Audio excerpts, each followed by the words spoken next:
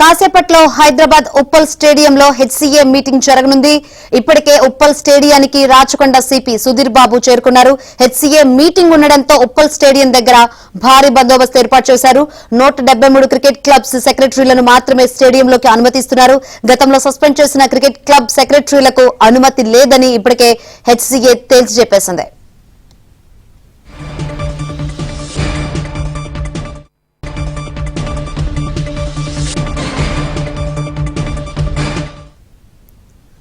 కాసేపట్లో హైదరాబాద్ ఉప్పల్ స్టేడియంలో HCA meeting జరగనుంది. మీటింగ్ సంబంధించి మరిన్ని వివరాలు అందించేందుకు మా ప్రతినిధి నరేష్ సిద్ధంగా ఉన్నారు.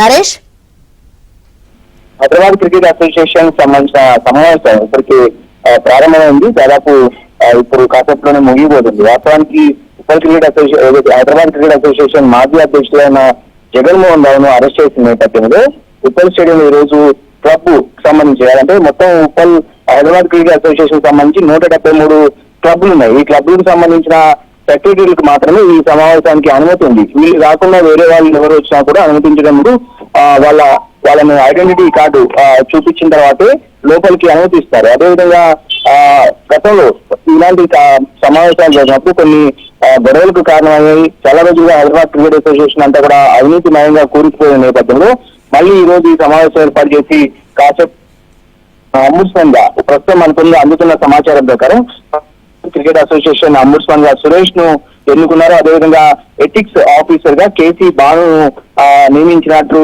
మనకున్న సమాచారం. కాసేపట్లోనే ఈ వార్షిక general body meeting general body వార్షిక ప్రతి ఏడాది జరిగే మీటింగ్ అయినప్పటికీ కూడా అధ్యక్షుడు ఎవరైతే నిన్న మొన్నటి వరకు హైదరాబాద్ క్రికెట్ అసోసియేషన్ అధ్యక్షుడిగా పనిచేసిన జగన్మోహన్ రావు అవినీతి ఆరోపణల నేపథ్యంలో ఆయన జైలుకి వెళ్లారు. సో తాత్కాలికంగా ప్రస్తుతం హైదరాబాద్ క్రికెట్ అసోసియేషన్ నడిపించాలి కాబట్టి అంటే ఈ మెంబర్స్ నుంచి ఒకరిని ఎథిక్స్ కమిటీ ఆఫీసర్ గాను అదేవిధంగా అంబుడ్స్మన్ గాను ఎన్నుకున్నారు. వీళ్ళే ఇప్పటి నుంచి హైదరాబాద్ క్రికెట్ అసోసియేషన్ నడిపించబోతున్నారు. అదేవిధంగా గొడవలకు దారితీసే అవకాశం ఉన్న నేపథ్యంలో భారీ బందోబస్తు కూడా ఉప్పల్ క్రికెట్ స్టేడియం పరిసర ప్రాంతాల్లో ఏర్పాటు చేశారు.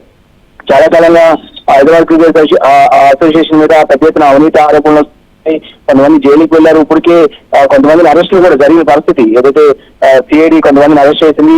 ఇంకొక వైపు ఈడీ కూడా ఇప్పటికే ఎంటర్ అయిన నేపథ్యంలో ఇప్పుడు చాలా కీలకంగా మారింది. మరొక వైపు హైదరాబాద్ క్రికెట్ అసోసియేషన్ సంబంధించి త్వరలోనే కొత్త అధ్యక్షులు కూడా ఎన్నుకోవాల్సి ఉంటుంది. ఆ ఎన్నికలు కూడా జరగబోతున్న నేపథ్యంలో ఈ రోజు జరుగుతున్న సమావేశం చాలా కీలకంగా చెప్పవచ్చు.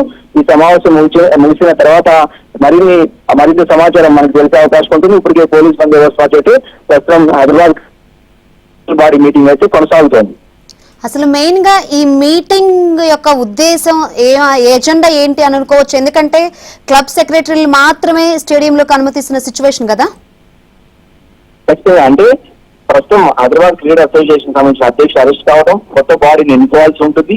అదేవిధంగా ఈ 173 సెక్రటరీలు ఎవరైతే ఉంటారో వీళ్ళల్లో కొంతమందిని ఐడెంటిటీ కూడా వాళ్ళ గుర్తింపును కూడా రద్దు చేశారు. కొన్ని సెక్రటరీలు కొన్ని క్లబ్స్ ఎవరైతే క్రికెట్ క్లబ్స్ నడుపుతారో వాళ్ళకి సంబంధించిన ఐడెంటిటీని కూడా రద్దు చేసిన నేపథ్యంలో కేవలం సభ్యత్వం ఉన్న 173 మందికి సంబంధించిన వాళ్ళని మాత్రమే లోపలికి అనుమతిస్తారు. వీళ్ళందరూ కూడా ఒకటి అంబుడ్స్మన్ ఎన్నుకోవడం ఒకటైతే ఈ రోజు జరుగుతున్న సమావేశం యొక్క ముఖ్య ఉద్దేశం ఒకటి అంబుడ్స్మన్ ఎన్నుకోవడం, 2 ఎథిక్స్ కమిటీ ఆఫీసర్ గా ఒకరిని ఎన్నుకోవాల్సి ఉంటుంది. వీళ్ళిద్దరికి సంబంధించి అంబుడ్స్మన్ గా ప్రస్తుతం సురేష్ ను ఎన్నుకున్నట్టు సమాచారం. అదేవిధంగా ఎథిక్స్ కమిటీ ఆఫీసర్ గా కేసీ బానుని కూడా దాదాపు ఎన్నుకున్నట్టు కూడా మనకు అందుతున్న సమాచారం. సో ఈ నేపథ్యంలోనే తర్వాత భవిష్యత్తు అంటే మళ్ళీ హైదరాబాద్ క్రికెట్ అసోసియేషన్ ని గాడిలో పెట్టడము, మ్యాచ్ల నిర్వహణ కావచ్చు, ఉప్పల్ క్రికెట్ స్టేడియం సంబంధించిన వ్యవహారాలు కావచ్చు, ఆ జిల్లాల్లో క్రికెట్ అభివృద్ధి కావచ్చు, వీటన్నిటి మీద కూడా హైదరాబాద్ క్రికెట్ అసోసియేషన్ భవిష్యత్తులో ఏ విధంగా ముందుకు వెళ్ళాలి.